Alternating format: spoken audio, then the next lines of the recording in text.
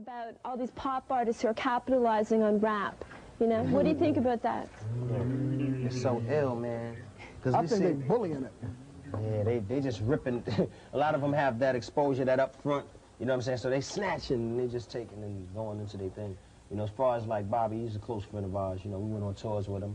You know, he used to bring us on stage. Yo, nice and smooth. You know, these my boys and producing them. You know, different things happen. Whereas he couldn't really produce us because of time. And you know, we just did our own thing because you know it wasn't never a problem. You know what I'm saying? So you know, being with Bob was cool though. We saw different aspects of it. You know what I mean? He been writing rhymes since he was prenatal.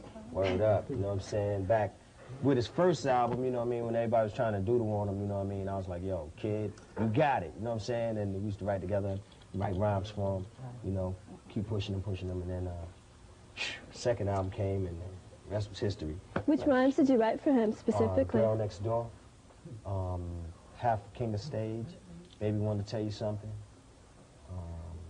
The background on Girl Next Door also, background vocals, you know. As well, we both sing, as well as rap. That's another flavor that we bring into this game. Yeah, how do you find your audience, which is really the hip-hop junkies, the hardcore audience? How do they accept you singing? They think that's really different, or? No, they appreciate it. They respect it. They give us straight up respect because we're not trying to water nothing down. Mm-hmm. You know, we've been able to find that medium of hip-hop. We keep it to the street as well as give them some, you know, harmonies. And if it was so watery, it would have been crazy big pop. Word, it was so watery. So we keep it to the street and we flip the script, so to speak. For your business, man, you can't just be, I'm gonna take care of the rap or the beat and just put it out, because now it's like everybody is aiming to get paid, you know what I'm saying? And what we do basically is we have samples, but a lot of our stuff is played over, live, like sometimes around slow. Live acoustic, you know, live acoustic, bass. You know what I'm saying? Live bass, you know what I'm saying? Drums, everything. You know, that's what gives it a little difference. You know, we have our stuff played. You know, so that eliminates all that. Cake and Eat It too. Yeah. All original. All original. Our album could have been out maybe like 6 months, you know, before it did actually come out. But we had to straighten out those things, man. Take that time. Okay. The album was done in like a month and a half. Yeah, really? So, even though you were doing live stuff, it was finished that quickly? The album was done like a month and a half, and then we just was taking care of the paperwork. Yeah, everything else was paperwork. Now, whose concept was it to go with a lot of live playing on the album? How did that happen? It's like how he said in the beginning, destiny, yeah. Predestination. It's so crazy, man. It's kind of hard to really explain. Like he was my partner Greg Nice was pointing out earlier. It's a vibe, you know. Mm-hmm. A lot of times, when he might say, "Yo, Smooth, man, let's go flip something like that." I know. All right, bet. That's dope. Say like I told him that already, and vice versa. We're like, "Yo, we gonna do it." We're like, "Yeah, but I already knew that." You know what I'm saying? How you knew that? It's just ancient Chinese secret. So we just be bugging, man. You know, having a good time, going to the studio. You know, MMC Smooth B. Together we are nice and smooth with pure blend harmony.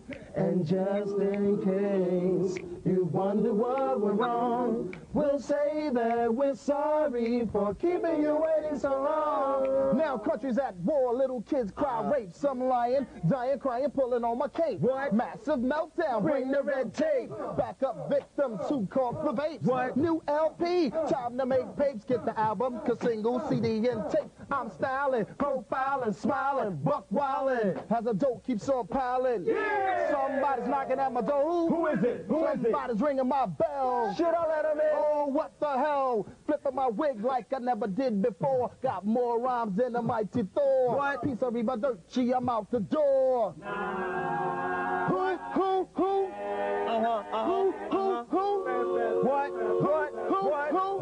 What? Who y'all came to see? Who?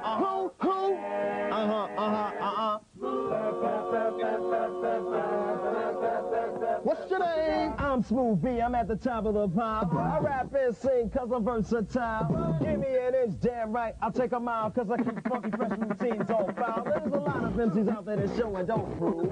Running around town talking about their smooth operators, smooth imitators, but only one Smooth B, the smooth originator. Smooth connoisseur, there's no one truer. That's what happens. Everybody goes into their thing. Pure blend. they come out with the purest blends of harmonies, you know what I mean? My dancers get busy. They work hard for the money. And we just go all out, because it comes from the heart. You know, when you love something, then you just, everything else, you know, you can have your business problems or this or that or this, but the love for the art should always stay true and pure, you know. When you lose that, then there's no reason to really doing it. Right. Once you get in a bandwagon thing and trying to get down with the fads, you get lost. You know. It's like Houdini. Be yourself.